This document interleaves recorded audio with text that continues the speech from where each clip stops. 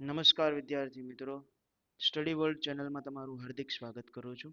આપણે આગળના લેક્ચરની અંદર રાસાયણિક પ્રક્રિયાઓ અને તેના સમીકરણો વિશે અભ્યાસ કર્યો, જેમાં આશા રાખું છું કે તમને સમજ પડી ગઈ છે. અને જેને સમજ ના પડે તો તે સ્ટડી વર્લ્ડના ઇન્સ્ટાગ્રામ પેજ ઉપર પણ મેસેજ છોડી શકે છે, અથવા સ્ટડી વર્લ્ડ ચેનલ ઉપર પણ કમેન્ટ અથવા મેસેજ છોડી શકે છે, જેથી કરીને અમારી ટીમ આ મેસેજનું તરત જ તમને રિપ્લાય મળે અને તમારા પ્રશ્નોનું તરત સોલ્યુશન થઈ શકે. આજે આપણે ધોરણ 10 વિજ્ઞાનના ચેપ્ટર નંબર 2 ની વાત કરીશું, જેનું નામ છે એસિડ, બેઝ અને ક્ષાર. એસિડ અને બેઝ સામાન્ય ગુણધર્મો લખો. હવે એક એવી વસ્તુ છે વિદ્યાર્થી મિત્રો કે તમે રોજિંદા જીવનની અંદર પણ એસિડ, બેઝ અને ક્ષારનો ઉપયોગ ઘરે પણ કરવો છો. તમે એક ટોયલેટ સાફ કરવા વાળું લઈ આવો છો, ટોયલેટ ક્લીનર કે જે કોઈ હાર્પિક લાવો છો, તો હાર્પિકની અંદર પણ એસિડના ભાગ રહેલા હોય છે. અને બેઝ તો તમને ખ્યાલ જ છે, અને ક્ષાર તો આપણે જોઈએ જ છે, ઘણી જગ્યાએ આપણને જોવા મળે જ છે, બરોબર. એસિડના ગુણધર્મો: એસિડ સ્વાદે ખાટા હોય છે, તે ભૂરા લિટમસ પેપરને લાલ બનાવે છે, અને તે બેઝ સાથે પ્રક્રિયા કરી ક્ષાર અને પાણી બનાવે છે. તે ધાતુ સાથે પ્રક્રિયા કરી હાઇડ્રોજન વાયુ મુક્ત કરે છે, જે ગેસ સ્વરૂપમાં હોય છે. હવે વિદ્યાર્થી મિત્રો, તમને એક રસપ્રદ વાત જણાવું. તમે ક્યારે ભૂલ કરો છો? કોઈ પણ વિદ્યાર્થી ભૂલ કરે ને ત્યારે એને ઘણી બધી સજાઓ કરવામાં આવે, ખ્યાલ હોય તો આપણી પાસે આની અંદર એક મસ્ત વસ્તુ છે કે તમે એટલે એક ભૂલ કરશો ને તો બે લાભ થશે, બરોબર. હવે કઈ રીતના એક ભૂલના બે લાભ થાય? તો એક એટલે આપણે એસિડને લઈ લઈએ કે એસિડ લાલ લિટમસ પેપરને ભૂરું બનાવે છે, બરોબર. અને જ્યારે બેઝ ભૂરા લિટમસ પેપરને લાલ બનાવે છે, સીધી વસ્તુ છે. એટલે એક ભૂલ કરો તો બે લાભે તમને પ્રાપ્ત થઈ જાય. બેઝના ગુણધર્મો: બેઝ સ્વાદે તુરા હોય છે, તે ભીના લાલ લિટમસ પેપરને ભૂરું બનાવે છે. તે એસિડ સાથે પ્રક્રિયા કરી ક્ષાર અને પાણી પણ બનાવે છે. વિદ્યાર્થી મિત્રો, આ સવાલ તમને 2 માર્ક્સની અંદર પણ પૂછાઈ શકે, અને કોઈ ક્યારેક બોર્ડ વાળા જ્યારે પેપર લેન્ધી કાઢે ત્યારે આ તમને સવાલ 1 માર્ક્સની અંદર પણ પૂછી લે કે એસિડ અને બેઝના ગુણધર્મો શોર્ટમાં જણાવો. તો તમારે એક ભૂલ ને બે લાભ લખવાના રહેશે, જેમાં એસિડ ભૂરા લિટમસ પેપરને લાલ બનાવે છે, જ્યારે બેઝ લાલ લિટમસ પેપરને ભૂરું બનાવે છે. એસિડ સ્વાદે ખાટા હોય છે, જ્યારે બેઝ સ્વાદે તુરા હોય છે. હવે સૂચક એટલે શું? એસિડ બેઝની પરખ માટે વપરાતા સૂચકો જણાવો. તો જે દ્રાવણ એસિડ અને બેઝની હાજરીમાં રંગ પરિવર્તન કરે છે તેને સૂચક કહે છે. આપણે કોઈ પણ દ્રાવણ લઈ લઈએ. હવે વિદ્યાર્થી મિત્રો, ધોરણ 8 અને ધોરણ 9 ની અંદર તમને વિજ્ઞાનની પ્રયોગશાળામાં લઈ જવામાં આવતા હશે. તો પ્રયોગશાળાની અંદર તમને ઘણી વખત અલગ અલગ પ્રયોગ કરાવવામાં આવતા હશે. જ્યારે આપણને ટેસ્ટ ટ્યુબની અંદર કોઈ પણ 2-3 કેમિકલ લેવામાં આવે છે, ત્યારે તેની અંદર સૂચક એટલે કે આપણને મિથાઇલ ઓરેન્જ છે ને એવા બધા અલગ અલગ કેમિકલ નાખવામાં આવે ને પછી હલાવવામાં આવે, તો તમને ટેસ્ટ ટ્યુબની અંદર કલર પરિવર્તન જોવા મળશે, જેને સૂચકની હાજરી છે એમ કહેવાય.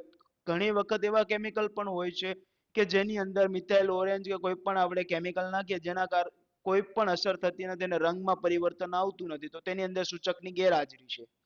હવે એસિડ બેઝની પરખ માટે કૃત્રિમ સૂચકો, તો મિથાઇલ ઓરેન્જ અને ફિનોપ્થેલિન, તથા કુદરતી સૂચકોમાં લિટમસ પેપર, હળદર, લાલ કોબીજના પાન, હાઇડ્રોન્જિયા અને પેટ્રુનિયા અને જેરેનિયમની રંગીન પાંખડીઓનો પણ ઉપયોગ કરવામાં આવે છે. આપણે સૂચકનો ઉપયોગ ક્યાં કરવો? તમે ઘણી બધી એવી એડવર્ટાઇઝ આવે છે, જેમ કે આપણે તમને એક બહુ મસ્ત એડવર્ટાઇઝ છે, આપણે મેકઅપ વાળા જે છોકરીઓ હોય તે મોસ્ટલી યુઝ કરે છે, કે જેને આપણે Fair and Lovely. Fair and Lovely ની અંદર તમે જુઓ કે આમ રાઉન્ડ શેપની અંદર આ રીતના એના ડાયજેસ્ટ આપેલા હોય છે, કે એક દિવસ પછી આટલો ફરક, 2 દિવસ પછી આટલો ફરક, 3 દિવસ પછી આટલો ફરક. એટલે આ શું છે કે એક સૂચકાંક દેખાડે છે કે આપણી જે સ્કિન બ્લેક અથવા ઓઇલી સ્કિન હોય તો તેના ઉપરથી કેટલા પ્રમાણમાં આપણે સ્કિન ક્લીન કરી, જે આપણે લિટમસ પેપરનું પણ વર્ક થાય છે. વેનીલા અર્ક. ડુંગળી, લવિંગ વગેરે પદાર્થો એસિડ અને બેઝની હાજરીમાં વાસ બદલે છે અને તેમને ઘાણેન્દ્રિય સૂચકો પણ કહે છે. હવે તમે જો વેનીલા અર્ક તો તમે મે બી બહુ ઓછા વિદ્યાર્થીઓએ જોયેલું હશે, પણ ડુંગળી અને લવિંગ આ બે વસ્તુ તમે જોયેલી હશે.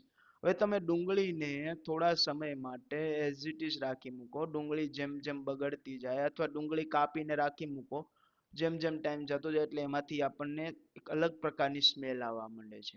હવે આ ઉપરાંત લિટમસ દ્રાવણ જે જાંબુડિયા રંગનું હોય છે, જેને લાઇકેન કે તે થેલોફાઇટા વગેરે સાથે સંબંધ ધરાવતા છોડમાંથી કાઢવામાં આવે છે અને જે સૂચક તરીકે પણ વર્તે છે. હવે આગળ જઈએ વિદ્યાર્થી મિત્રો, એસિડ અને બેઝના રાસાયણિક ગુણધર્મોની સમજ. હવે આપણને ખ્યાલ પડી ગયો કે આ એસિડિક છે અને આ બેઝિક છે, તો એના સામાન્ય ગુણધર્મો કઈ રીતના આપણને જાણવાય, કે એના જે રાસાયણિક ગુણધર્મો હોય તો રાસાયણિક ગુણધર્મોની સમજ આપણા સુધી કઈ રીતના આવે. તમે વિદ્યાર્થી મિત્રો એસિડનો તો ઘરે ઉપયોગ કરતા જ હશો, તો એસિડના ઉપયોગથી થોડુંક સાવધાન સાવચેતી રાખવી જરૂરી છે. કે એસિડ આપણા જે ઘરે યુઝમાં આવે છે તો તે કોઈ પણ વિદ્યાર્થી પોતાના હાથ ઉપર ના લે તેની ખાસ તકેદારી રાખે, જેના કારણે કોઈ પણ જાતની અલગ અલગ બીમારી થવાની શક્યતા ઓછી રહેશે. અને હમણાં તો વિદ્યાર્થી મિત્રો કે મોસમ કેવો થઈ ગયો છે કે ક્યારેક તડકો હોય, વરસાદ હોય, આ બધી વસ્તુ ચાલ્યા જ કરવાની, અને આ બધી સિઝન એવી છે કે જેની અંદર તમને પણ એવો અનુભવ થઈ જાય છે કે આ વરસાદ આવે છે, બહાર નીકળે તો તડકો પડવા માંડે, આ બધી વસ્તુ અલગ અલગ જોવા મળે છે. હવે એસિડ બેઝના રાસાયણિક ગુણધર્મોની સમજ, તો પહેલા તો ઘ્રાણેન્દ્રિય સૂચક કોને કહે છે, ઉદાહરણ આપો. હવે આ તમને 1 માર્ક્સની અંદર પણ સવાલ પૂછાઈ શકે છે. ઘ્રાણેન્દ્રિય સૂચક કોને કહે છે, કે જે પદાર્થની એસિડિક કે બેઝિક માધ્યમમાં વાસ બદલાય છે તેવા પદાર્થોને ઘાણેન્દ્રિય સૂચક કહે છે. અને ઉદાહરણ તરીકે વેનીલા અર્ક, ડુંગળી અને લવિંગનું તલ, જે આપણે આગળ ભણી ચૂક્યા છીએ, અને જેમ જેમ આગળ જશો તેમ તેમ વધારે પણ ભણશો. તમે ધોરણ 8 અને 9 ની અંદર વિદ્યાર્થી મિત્રો ધોરણ 8 અને 9 ની અંદર તમને ડુંગળીના કોષનું અવલોકન પણ કરાવવામાં આવેલું હશે, કે જેની અંદર આપણને જાળીદાર રચનાઓ પણ જોવા મળી હશે, જેમ કે આ રીતની જાળી બનાવે, એક, બે,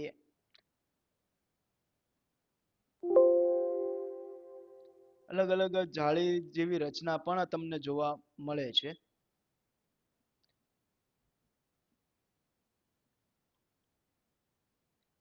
જો નીચે આપેલું છે કે પ્યોર વેનીલા એક્સ્ટ્રા, એટલે કે એમસી ક્રીમ છે, પછી આપણે ડુંગળી છે અને લવિંગ પણ આપેલું છે. ઘાણેન્દ્રિય સૂચકની મદદથી એસિડ અને બેઝની પરખ કેવી રીતે કરશો, અને ઉદાહરણ આપી સમજાવો. હવે જો આપણે ઘાણેન્દ્રિય સૂચકની મદદથી એસિડ અને બેઝની પરખ કઈ રીતના કરવી, તો એસિડ ઘાણેન્દ્રિય સૂચક પદાર્થની વાસ દૂર કરતો નથી, પરંતુ બેઝ ઘાણેન્દ્રિય સૂચક પદાર્થની વાસ દૂર કરે છે. દાખલા તરીકે લવિંગ તેલની વાસ ધરાવતા સ્વચ્છ કપડા ઉપર મંદ હાઇડ્રોક્લોરિક એસિડના ટીપાનો છંટકાવ કરી કપડું સુગંધતા તેમાંથી લવિંગના તેલની વાસ આવશે, અને જે સૂચવે છે કે એસિડ એ ઘાણેન્દ્રિય સૂચકની વાસ દૂર કરતો નથી. વિદ્યાર્થી મિત્રો એક તમને જાણવા જેવી વાત છે આ, કે આપણે કોરોના કાળ હતો ત્યારે એ સમયે તે કપૂર અને લવિંગ ને બધું સાથે રાખવામાં આવતું, હાથમાં બાંધવામાં આવતું, જેના કારણે જ્યારે આપણને થોડા થોડા ટાઈમે આમ સ્મેલ લેવાનું કહેતા ઘરના વડીલો, તો એનું એક રીઝન છે કે આપણા જે શ્વાસોશ્વાસની ક્રિયાની અંદર શુદ્ધ પ્રમાણમાં ઓક્સિજન વાયુ જો દાખલ થાય તો આપણને જે ફેફસાનો કે એ પ્રોબ્લેમ આવતો ઓછો થઈ જાય, જે આપણે કોરોના કાળમાં પણ કરી શકીએ અને જે રેગ્યુલર કાળમાં પણ કરી શકીએ છીએ. તમારે જોવું હોય તો જોવાનું વિદ્યાર્થી મિત્રો, કે કોઈ પણ તમે પ્રિન્સિપલ સરની ઓફિસમાં જાઓ, કે કોઈ પણ ગવર્મેન્ટ અધિકારીની ઓફિસમાં જાઓ, કે પ્રાઇવેટ આઈટી સેક્ટરની ઓફિસમાં પણ જાઓ, ત્યાં તમને કપૂરદાની જોવા મળશે, એની અંદર કપૂર ચાલુ હશે કે મે બી એની સ્મેલ ફેલાઈ ચૂકેલી હશે. આ બધી વસ્તુ તમે નોટિસ કરો. અને વિદ્યાર્થી મિત્રો મારું એક સજેશન એવું છે કે તમે કોઈ પણ જગ્યાએ જાઓ, કોઈ પણ વસ્તુ તમે જોવો છો તો તેને ઓબ્ઝર્વ કરો કે આ વસ્તુ આ રીતના કેમ પોસિબલ છે, આ વસ્તુ આ રીતના કેમ શક્ય છે. જો એ તમે ઓબ્ઝર્વેશન શીખી જશો વિદ્યાર્થી મિત્રો, તો ધોરણ 10 તમારા માટે સાવ ઈઝી થઈ જશે, અને કોઈ પણ સબ્જેક્ટ તમને ક્યારેય પ્રોબ્લેમ ક્રિએટ નહીં કરાવી શકે. ચાલો આગળ જઈએ. કે પરંતુ લવિંગના તેલની વાસ ધરાવતા સ્વચ્છ કપડા પર મંદ એટલે કે મંદ NaOH બેઝના ટીપાનો છંટકાવ કરી કપડું સુગંધતા તેમાંથી લવિંગના તેલની વાસ દૂર થશે અને જે સૂચવે છે કે બેઝ એ ઘાણેન્દ્રિય સૂચકની વાસ દૂર કરે છે. હવે ઝીંક ધાતુની મંદ હાઇડ્રોક્લોરિક કે H2SO4 સાથેની પ્રક્રિયાથી હાઇડ્રોજન વાયુ ઉત્પન્ન થાય છે પણ મંદ HNO3 એટલે કે હાઇડ્રોજન નાઇટ્રોક્સાઇડ સાથેની પ્રક્રિયાથી હાઇડ્રોજન વાયુ ઉત્પન્ન થતો નથી. કેમ? હવે એનું આગળ રીઝન જોઈએ. તો ઝીંકની જે મંદ હાઇડ્રોક્લોરિક એસિડ સાથે પ્રક્રિયા થાય છે ને વિદ્યાર્થી મિત્રો, તો કોઈ પણ પ્રક્રિયા, હવે જો તમને આ બોર્ડની અંદર 2 માર્ક્સમાં ક્વેશ્ચન પૂછાય, બરોબર, તો હું તમને એક સજેશન એવું કરું છું કે કોઈ પણ સવાલ, હવે જ્યારે હું સ્ટડી કરતો ને ત્યારે મારા સાયન્સના સર અમને એ રીતનું સજેશન આપતા કે છોકરાઓ સવાલને સવાલ પૂછો તો તમને જવાબ મળે. સીધી વસ્તુ છે. ઘણી વખત મને પણ એવો પ્રશ્ન ઊભો થતો જ્યારે હું તમારી એજમાં હતો, 10મામાં હતો, ત્યારે મને પણ એવો પ્રશ્ન ઊભો થતો કે સવાલને સવાલ પૂછવાથી આપણને જવાબ કઈ રીતના પ્રાપ્ત થાય. પછી સરની વાત મગજમાં બેઠી કે સવાલને આ રીતના તમે સવાલ કરો કે ભાઈ ઝીંક ધાતુની મંદ હાઇડ્રોક્લોરિક એસિડ કે H2SO4 સાથેની પ્રક્રિયાથી હાઇડ્રોજન વાયુ ઉત્પન્ન થાય છે. તમે માની લીધું ચાલો ઝીંકની પ્રક્રિયાથી મેં હાઇડ્રોજન વાયુ ઉત્પન્ન કરી લીધો, જેમ કે ઝીંક લખેલું. એક સેકન્ડ હો વિદ્યાર્થી મિત્રો, આપણે થોડુંક સ્ક્રીન, ઝીંક લખ્યું, ઝીંકની મંદ હાઇડ્રોક્લોરિક એસિડ સાથે પ્રક્રિયા કરતા, બરોબર, આપણને ઝીંક ક્લોરાઇડ પ્રાપ્ત થાય છે પ્લસ હાઇડ્રોજન વાયુ મુક્ત થાય છે. હવે એનું એક કારણ શું? ઝીંકની હાઇડ્રોક્લોરિક એસિડ સાથે પ્રક્રિયા કરવામાં આવે ને એટલે આ ઝીંકને અહીંયા હાઇડ્રોક્લોરિક એસિડ સાથે પ્રક્રિયા કરાવી દીધી, તો આપણી પાસે હાઇડ્રોજન 2 છે, ક્લોરીન પણ 2 છે, પણ આપણને જે મળે છે ઝીંક ક્લોરાઇડ. જો ઝીંક ક્લોરાઇડ મળી ગયું તો હાઇડ્રોજનનો શું ઉપયોગ? તો હાઇડ્રોજન જે આપણને વધે તે આપણે ગેસ સ્વરૂપે બહાર કાઢી શકીએ છીએ. હવે વિદ્યાર્થી મિત્રો, પરીક્ષામાં તમને એમ સવાલ થાય કે સર અમારે આમાંથી કઈ રીતના લખવું, તો પહેલી વસ્તુ કે તમને એક ઇક્વેશન યાદ રાખવાની આદત પાડવી પડશે. ઇક્વેશન એવી વસ્તુ છે કે સમીકરણ તમે જેટલા યાદ રાખશો તમને એટલો ક્વેશ્ચનનો આન્સર પણ ઈઝી થઈ જશે. જેમ કે ઝીંક છે તો ઝીંકની સંજ્ઞા તમને ખ્યાલ જ છે કે Zn છે. પણ એક વસ્તુ બીજી વિદ્યાર્થી મિત્રો કે મેં તમને આગળના લેક્ચરમાં પણ વાત કરી હતી રાસાયણિક પ્રક્રિયાઓમાં કે એના ફોર્મેશન તમારે જરૂરથી લખવા પડશે, જેના કારણે તમારો બોર્ડ વાળા અડધો માર્ક્સ પણ નહીં કાપી શકે. તો ઝીંકની હાઇડ્રોક્લોરિક એસિડ સાથે પ્રક્રિયા થાય ઝીંક ક્લોરાઇડ પ્લસ હાઇડ્રોજન વાયુ મુક્ત થાય છે. જ્યારે એની સામે ઝીંકની સલ્ફ્યુરિક એસિડ સાથે પ્રક્રિયા થતા ઝીંક સલ્ફાઇડ મળે છે અને હાઇડ્રોજન વાયુ પણ મુક્ત થાય છે. પણ મંદ HNO ની ઝીંક ધાતુ સાથે પ્રક્રિયા થતા હાઇડ્રોજન વાયુ ઉત્પન્ન થતો નથી, કારણ કે મંદ HNO પ્રબળ એસિડેશન કરતા છે.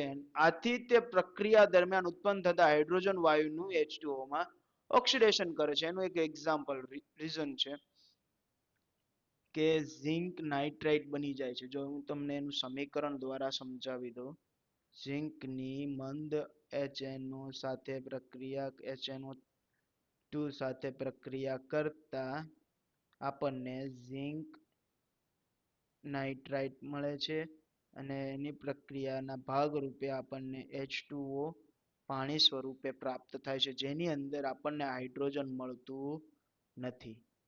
એટલે આ પ્રક્રિયા એવી છે કે જે બેઝિક કરતા છે કે જે એસિડીકરણ નથી.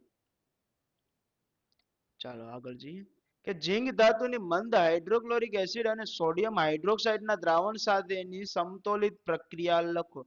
તો જે આપણે આગળ જે પ્રક્રિયાનું સંતુલન કર્યું તે જ રીતના અહીંયા પણ સંતુલિત કરવામાં આવે છે અને આગળના ચેપ્ટરની અંદર પણ આપણે રેડોક્સ રિએક્શનની અંદર શીખ્યા કે સંતુલિત સમીકરણ કોને કહેવાય ને કઈ રીતના સંતુલિત થાય એ તમને પણ ખ્યાલ આવી ગયો છે વિદ્યાર્થી મિત્રો. ઝિંકની મંદ હાઇડ્રોક્લોરિક એસિડ સાથે પ્રક્રિયા થતા જો હવે હું તમને એક સંતુલનનું એક બેસ્ટ એક્ઝામ્પલ આપી દઉં આમાં પણ. હવે આપણી પાસે જો ઝીંક કેટલા છે વિદ્યાર્થી મિત્રો?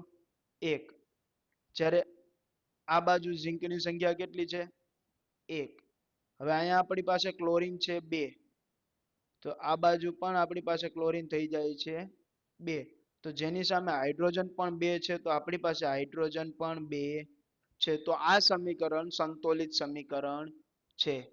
હવે નીચેનું સમીકરણ પણ તમે જોઈ શકો છો કે ઝીંક 1 છે, જ્યારે અહીંયા પણ આપણી પાસે ઝીંક 1 છે, Na2 છે, તો અહીંયા પણ સોડિયમ 2 છે આપણી પાસે, હાઇડ્રોજન 2 છે અને ઓક્સિજન પણ 2 છે. પણ ઓક્સિજન 2 નો ઉપયોગ અહીંયા થઈ જાય એટલે આપણને હાઇડ્રોજન ગેસ સ્વરૂપે પ્રાપ્ત થાય છે. જો વિદ્યાર્થી મિત્રો તમને કોઈ પણ ઇશ્યુ સ્ટડી રિલેટેડ આવે તો તમે સ્ટડી વેલ ચેનલને સબસ્ક્રાઇબ કરો, તેમાં મેસેજ છોડો, અથવા તો સ્ટડી વર્લ્ડ 1008 કરીને ઇન્સ્ટાગ્રામ પેજ છે તેના ઉપર પણ તમે મેસેજ ડ્રોપ આઉટ કરી શકો છો. હવે કઈ ધાતુઓ મંદ એસિડ સાથે હાઇડ્રોજન વાયુ મુક્ત કરે છે અને કઈ ધાતુઓ મંદ એસિડ સાથે હાઇડ્રોજન વાયુ મુક્ત કરતી નથી? તો તેની વાત કરી લે કે જે ધાતુ હાઇડ્રોજન કરતા વધુ સક્રિય હોય તે એસિડ સાથેની પ્રક્રિયાથી હાઇડ્રોજન વાયુ મુક્ત કરશે. જેમ કે ઝિંકની હાઇડ્રોક્લોરિક એસિડ સાથે પ્રક્રિયા થતા ઝિંક ક્લોરાઇડ પ્લસ હાઇડ્રોજન વાયુ મુક્ત થાય છે. જ્યારે મેગ્નેશિયમની હાઇડ્રોક્લોરિક એસિડ સાથે પ્રક્રિયા થતા આપણે જે Fe ફેરસ ની H2SO4 સાથે લિક્વિડેશનની પ્રક્રિયા થાય છે. નીચે આપણે જો સમીકરણ જોઈએ તો નીચે આપણને આખું સમીકરણ સ્ટેબલ આપેલું છે કે મેગ્નેશિયમ ક્લોરાઇડ પ્લસ હાઇડ્રોજન વાયુ મુક્ત થાય છે. નીચે જ્યારે ferrous oxide ferrous sulphide plus hydrogen વાયુ મુક્ત થાય છે. જે ધાતુ હાઇડ્રોજન કરતા ઓછી સક્રિય હોય તે એસિડ સાથેની પ્રક્રિયાથી હાઇડ્રોજન વાયુ મુક્ત કરશે નહીં. જેમ કે 4 કોપર સલ્ફેટ, કોપર સોલિડ ફોર્મની અંદર છે 10 HNO3 એક્યુએસ ફોર્મમાં છે. જ્યારે તેની પ્રક્રિયા કરવામાં આવે છે ત્યારે આપણને 4 કોપર કૌંસમાં NO3 ટ્રાઇસ 2 એક્યુએસ ફોર્મમાં મળે છે, પ્લસ N2O આપણને પ્રાપ્ત થાય છે અને 5 હાઇડ્રોજન એટલે મતલબ કે 5H2O આપણને પ્રાપ્ત થાય છે. સોડિયમ કાર્બોનેટ અને સોડિયમ હાઇડ્રોજન કાર્બોનેટનું મંદ હાઇડ્રોક્લોરિક એસિડ સાથેનું સંતુલિત સમીકરણ લખો. તો આપણને જો નટુ કોથળી આપેલી છે, આનું નામ વિદ્યાર્થી મિત્રો નાના હતા ને ત્યારથી નટુ કોથળી જ કહેતા. ક્યારેક શું કોઈના પપ્પાનું નામ નટુભાઈ હોય તો થોડુંક કેવરાવે, પણ બટ આપણા સમીકરણ એવી વસ્તુ છે કે તમે ઈઝી મેથડ યુઝ કરશો તો તમને બહુ મજા આવશે સમીકરણ તૈયાર કરવાની. અને એક વખત તમને સમીકરણ તૈયાર થઈ ગયા તો ધોરણ 10 પછી આગળનું સ્ટેપ જોઈએ તો ધોરણ 11, ધોરણ 12 આ બધાના સમીકરણ જો તમારા મગજની અંદર સેટ થઈ ગયા તો તમને કોઈ પણ સબ્જેક્ટ સાયન્સની અંદર, કેમેસ્ટ્રીની અંદર તમને 100 માંથી 100 લાવતા કોઈ રોકી શકશે નહીં. કારણ એનું એક જ છે કે તમે સવાલને સવાલ કરશો તો તમને જવાબ મળશે વિદ્યાર્થીઓ. Na2CO3 ની સોલિડ ફોર્મેશનમાં છે કે બે હાઇડ્રોક્લોરિક એસિડ સાથે પ્રક્રિયા થતા 2NaCl plus H2O plus carbon dioxide વાયુ મુક્ત થાય છે. જ્યારે NaHCO3 ની હાઇડ્રોક્લોરિક એસિડ સાથે પ્રક્રિયા થતા NaCl plus H2O plus carbon dioxide વાયુ મુક્ત કરે છે. કેલ્શિયમ હાઇડ્રોક્સાઇડના દ્રાવણમાં ઓછા પ્રમાણમાં અને વધુ પ્રમાણમાં કાર્બન ડાયોક્સાઇડ વાયુ પસાર કરતા કઈ નિપજો મળે છે અને મળતી નિપજની પાણીમાં દ્રાવ્યતા જણાવો. તો એની જો આપણને જે નિપજ પ્રાપ્ત થાય છે તેની પાણીમાં શું દ્રાવ્યતા છે? વિદ્યાર્થીઓ પાણીની અંદર સૌથી ઓછી દ્રાવ્યતા કોની હશે? એક સવાલ છે કે પાણીની અંદર સૌથી ઓછી દ્રાવ્યતા કોની અને પાણીમાં સૌથી વધારે દ્રાવ્યતા કોની? તો આનો જવાબ ચેનલના કોમેન્ટ સેક્શનમાં જઈને આપવો. પછી નેક્સ્ટ પાર્ટની અંદર આપણે આનો આન્સર કરીશું. હવે જો કેલ્શિયમ હાઇડ્રોક્સાઇડના દ્રાવણમાં ઓછા પ્રમાણમાં કાર્બન ડાયોક્સાઇડ વાયુ પસાર કરવામાં આવે તો પાણીમાં અદ્રાવ્ય કેલ્શિયમ કાર્બોનેટ એટલે કે ચૂનાનો પથ્થર બને છે અને જેથી દ્રાવણ દૂધિયું બને છે. Ca ટ્રાય કૌંસની અંદર OH ટ્રાઇસ 2 plus carbon dioxide it gives to CaCO3 plus H2O જે આપણને સફેદ અવક્ષેપ મળે છે અને પાણી સ્વરૂપે બહાર નીકળી જાય છે. આ દુધિયા દ્રાવણમાં વધુ પ્રમાણમાં કાર્બન ડાયોક્સાઇડ વાયુ પસાર કરવામાં આવે છે તો પાણીમાં દ્રાવ્ય કેલ્શિયમ હાઇડ્રોક્સાઇડ કાર્બોનેટ એટલે કે Ca કૌંસની અંદર HCO3 ટ્રાઇસ 2 નિપજ બનવાને લીધે દ્રાવણનો રંગ દૂધિયો થઈ જાય છે. CaCO3 સોલિડ ફોર્મેશનની અંદર હાઇડ્રોજન એટલે મતલબ કે H2O લિક્વિડ ફોર્મેશનમાં છે અને કાર્બન ડાયોક્સાઇડ વાયુ ગેસ ફોર્મમાં છે, જે આપણને મળીને Ca કૌંસની અંદર HCO3 ટ્રાઇસ ટુ એક્યુએસ એટલે કે એક્યુએસ ફોર્મમાં પ્રાપ્ત થાય છે, જે પાણીમાં દ્રાવ્ય થઈ શકે છે.